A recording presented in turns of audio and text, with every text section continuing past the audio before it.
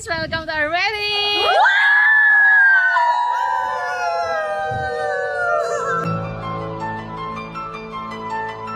The meaning of the marriage vow, I do, is to give, to give, to give, and to give.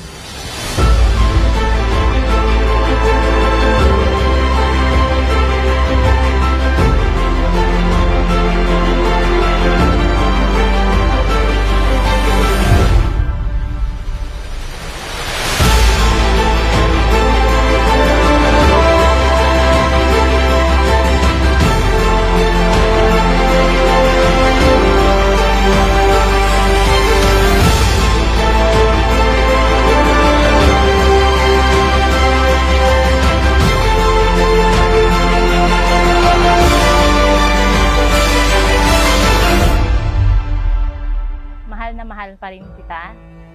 At pangako ko sa'yo, mag-aaway pa rin tayo.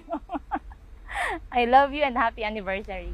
Hawakan mo ang aking kamay at tayong daloy maghahasik nung kaligayahan. Bitawan ng unang salita. Nagkakilala kami from a common friend, si brother-in-law ko. And ninang ako, ninong din siya nung pamangkin ko. Hindi ko makasabi kasi talagang bigla lang dumating kasi dumating lang sa buhay bigla. Hindi ko lang talaga na-expect na ganun. Sinasamsam bawat gunita. Abraham, do you take them will here present for your local husband, according to the right of our Holy Mother, the Church? Yes, I do. Do you give yourself to him as his wife? Yes, I do. Parang isang panaginip ang muling Anniversary namin ngayon, 4th anniversary ng wedding. tayo'y muling makasama. Finally, after ilang years ng pagpaplano, matutuloy na din yung church wedding natin. Promise ko sa'yo, hahabaan ko ang pasensya ko, and mas aalagaan ko yung mabuti ni Rafi. I love you.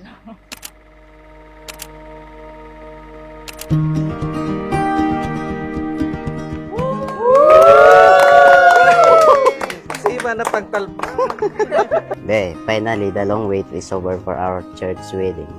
This is it. Let's just enjoy every moment of this special day.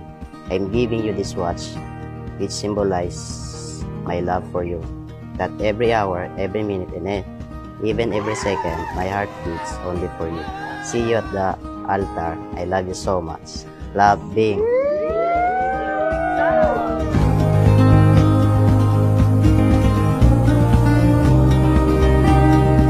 Okay?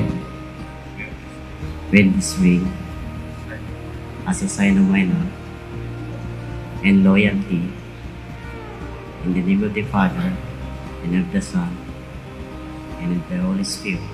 Be, kung bibigyan man ako ng 1,000,000 dahilan, gusto ko ikaw lang. Dahil hindi sapat ang maraming I love you para mapadama ko kung gaano ako kasaya ngayon, at sana pati sa lungkot ay makasama ka.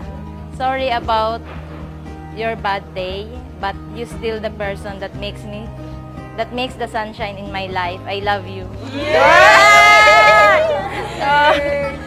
Pinag-pray ko. Maraming beses ako nag-pray.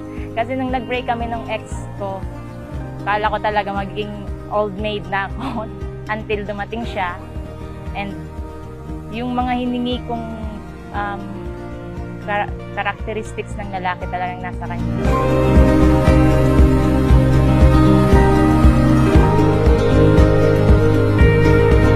Be, wear this ring as the sign of my love and loyalty, in the name of the Father, and of the Son, and of the Holy Spirit.